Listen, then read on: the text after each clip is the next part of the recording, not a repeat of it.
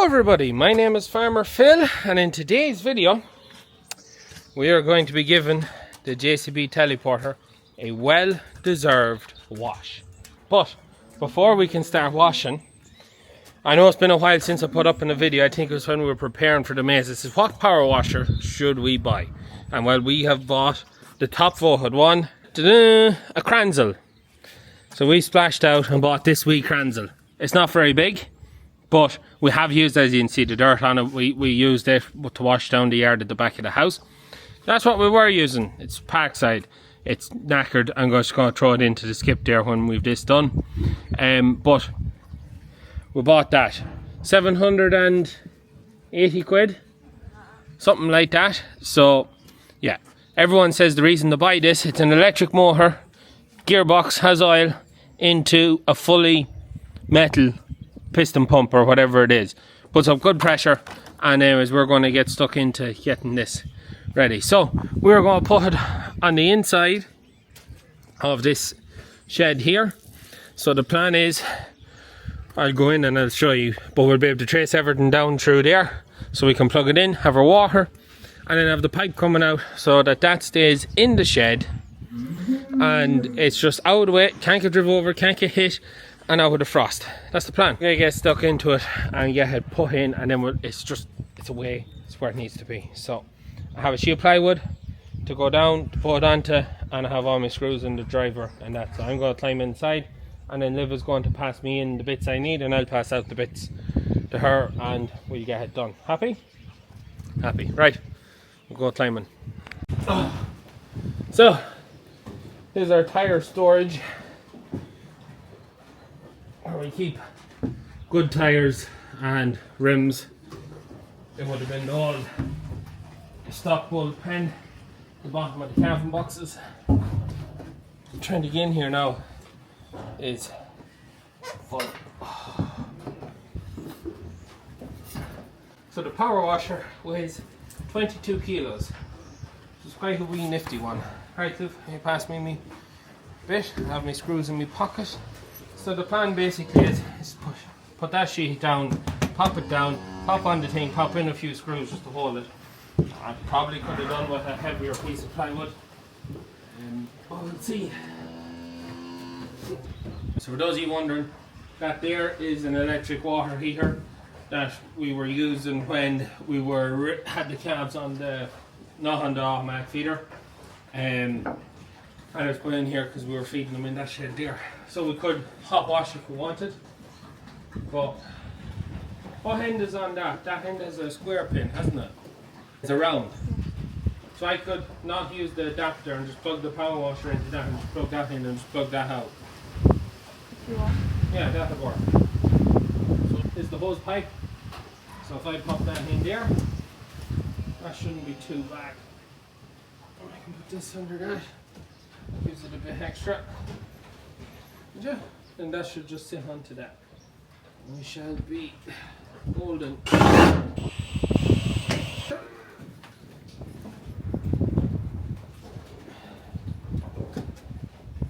One's here. Fire in a screw just to keep it from vibrating off. So if anyone's wondering why not just whack it onto that, because there's a gearbox on it, there's an oil level on it, so it will have to be taken out to get serviced. I think after the first 50 hours it said. So there's oil in the gearbox, so it needs to be left right. Not an easy spot to get into, but we'll be able to get it done all the same. It's not set onto there. This should be pretty good now. I've probably bought, that Parkside one is probably the 5th power washer that has been bought to wash vehicles in the last 6 years, I'd say. So, and the money we'd spent on all them power washers would have even bought a bigger one of these. So I'm hoping this will do our job rightly. So with a 10-meter hose on it, we may need to get a longer one, but we'll see how it goes.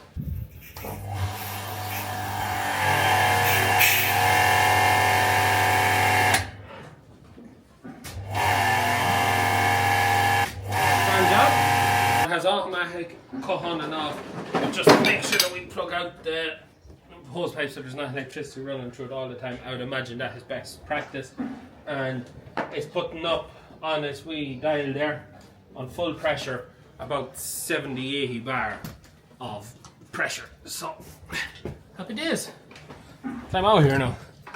We have our snow foam gun and we have our mixed solution in here. So what are we using? Kentech. That it? Kenotech. So bought it off Auto Sparky there. Used it before, great stuff. So this is snow foam, so we should be able to just rinse on, rinse off. That is the theory. So anyways, find somewhere to put the camera. So then this is on quick release. Don't let the dirt in it. That is always the problem here. Now I think you go with snow and then you wash. It'll be, if this comes off clean, I'd be quite amazed now. What do you think? Should I Google? You can Google it if you want. There's a lot of road muck on the telly because it does a good bit of road work.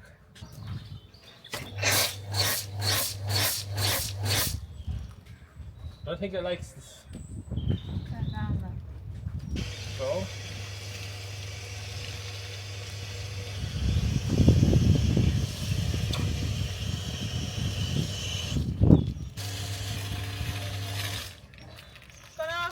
It just keeps throwing the trick. So it looks like now this snow foam gun isn't a Kranzle, it's one we bought off Amazon, and this was €18.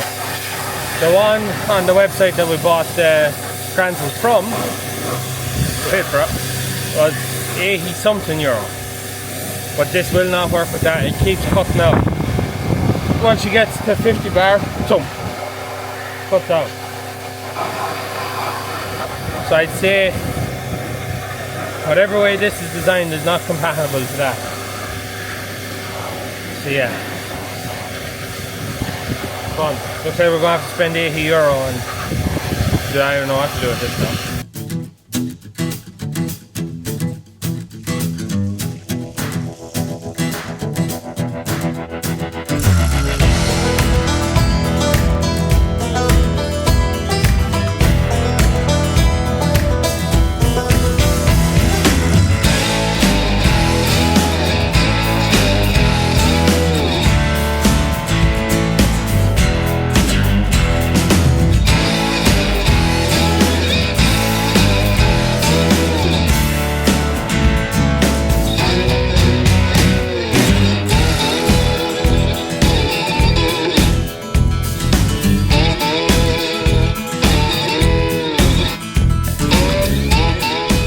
And now the Karcher's done its job, and the telly, sorry, not Karcher, Kranzle. The Kranzle has done its job, and now the telly is looking much cleaner, much cleaner. Now the windows are dirty on the inside now, which would be the next port of call. She's starting to rain. So I think Liv is going to tackle that there now, and while I give this machine a grease. So just try and keep things right. But now that that is set up terms and conditions apply, and everything is just set up, and just loop it back, loop the lance back onto a nail, it's happy days. It's been annoying me for a while that we didn't have a means of cleaning. Now we do, and it's set up and it's just tidy. It's in tidy. It's not just left sitting on the edge of the shed waiting to be hit with the day feeder going around the corner. So yeah, happy days. Now, I think Liv is going to bring this in and just clean the windows, so that end of it is nice. Happy days. So what I'm doing now, and I don't know whether I'm going to film or not, but I'm going off now to pick up the umbilical system where we were working last. Since the storm, it's been basically nothing has happened since the storm. We have customers who have trees down in roadways and stuff that we can't spread for, but no one's in a mad panic because we've had such a good back end to last year. Cattle didn't go in till late. There was less rainfall, so there's less water in tanks, and there's not as much slurry out there, and it's been a pretty good start. So some alcohol tankers themselves. So it's quiet enough. No one's in a big panic to go spreading. Everyone's just kind of, it's had a couple of days rain now. We'll just let it soak it, dry out, and then we'll go again. So yeah, anyways, we're going back at it tomorrow, and hopefully we get a good run of it after that. But yeah, no one's in any major panic, because as I said, when you get a good back end, a couple of weeks time, maybe a month's time, that's when the thing changes, and then it becomes a little bit of a panic to get sorry out, because tanks start filling up. But anyways, we'll wait and see what the weather does. It's nice to finally get it cleaned and stop having people commenting about how dirty the telly is. Just need to clean the windows and get Father Phil and Alfie to clean the windscreen, because he put the dog into the front of the telly and he was covered in muck, and he's muck all up the bottom third of the windscreen. Get him to clean that. Liv isn't wasting any time. She's getting straight into washing the gator. Do you want me to work the brush for you? You sure? The dogs are in the car wash now. Bullocks probably want silage before you go back spreading. Yeah. That's miserable. Huh? That was wet anyway. Do you enjoy the new power washer? Yeah. Happy? I did mine half I know.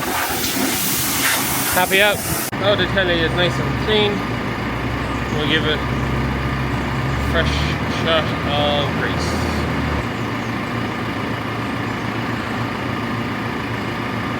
Yeah, we'll give the telly a full grease down all pinions and cushions and armature and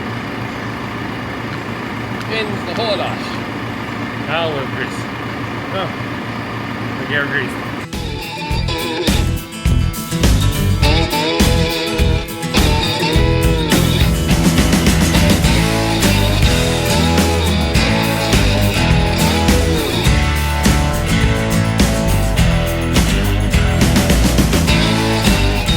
That's the telly grease. While we're at it, we'll grease up the rest of the implements for the telly. So we'll go for the shear grab here while I'm in greasing format.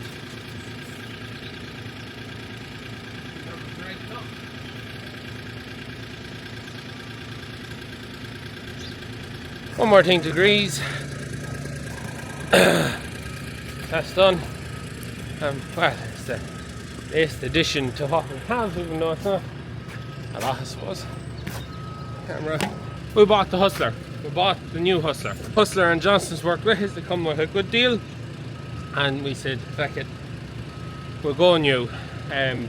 Biggest reason for going new over second hand was that the way you have the quick release, you don't need a pull cord, so we can work with the telly. Now we still have the O'Dowd 3-point linkage adapter waiting on them to get us the JCB Q-fit. I think the Q-fit brackets, the right brackets for it, so we can bolt them onto the headstock for this machine and take off the 3-point linkage. But that's why we said we'd stay with the new one. They come back with a good deal, and with the new one there's no pull cord, so it works ideal with the telly. So we give it a grease up. I couldn't imagine going back to feet and bears with how we wanted to go on that machine. So much easier. So this grease gun, this lives in the telly quarter, so I always know where there's a gun with grease in it, so you can give it all a shot whenever it needs to. But now we have a wash, it's a good excuse to do it in the meal shed while it's clean. Anyways, me and Liv are heading off now to go feed the cattle up there, so we'll go get that done. So, just while we fed the cattle down here, we're picking up the feeder trailer to feed the bullocks. They'll be going in basically the end of this week, and then probably this will be their last feeder trailer. Just with 2 loads of grain to shift out of the shed that they'll be going to. And then this field here, which is lovely and green, there's a nice wee picking of grass on it, as well as another silage field out there, as well as 20 more acres down the back of the sheds. The heifers will be coming up here first week of February, which is basically next week, so we'll be landing the heifers out. Always aim for, unless now we get into a really bad spell of weather, but if it's like this at the minute, a little bit frosty, but the sun is shining, we'll shift out the heifers for going back out. They always first out, and then we'll start batching up bulls for going out then as well, and it all kicks off again. Winter does not be long past. I'll go fill this at home and bring it back up to the boys. But yes, the teleporter is not going to be much cleaner once I get on the road now. Drives a car vehicles, you clean it and it's just instantly dirty again. And we are on, the telly's not washed one full day. We had to go bring home the, as you've seen, bring home the feeder, put back out, and the telly is dirty again. Well, still cleaner than what it was, but it's dirty again. I suppose what do you expect, but that is the joys of farm machinery. It's never ending, cleaning, washing. When you wash it, it just gets dirty straight away. So side feeder is going to be next to be washed. We'll give it a bit of a rinse off.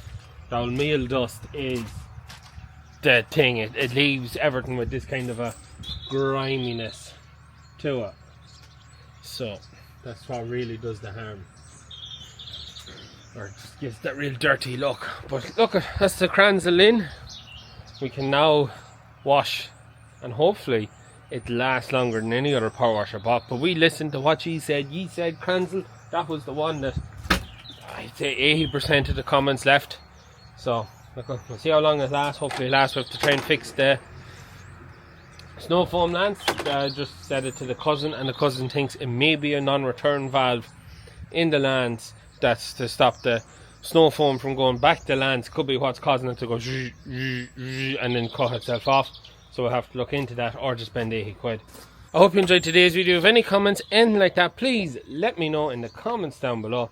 And I'm just eagerly waiting to get back at slurry. So it's annoying, but after the storm, trees down, farmers are busy, no one's under pressure to get slurry out, so we're just waiting. And the thing is, in maybe 2 weeks, a month's time, that's when the panic will start to come on, when tanks get full, especially if there's a spell of wet weather comes, or if it doesn't come and it stays dry and people get cattle out early.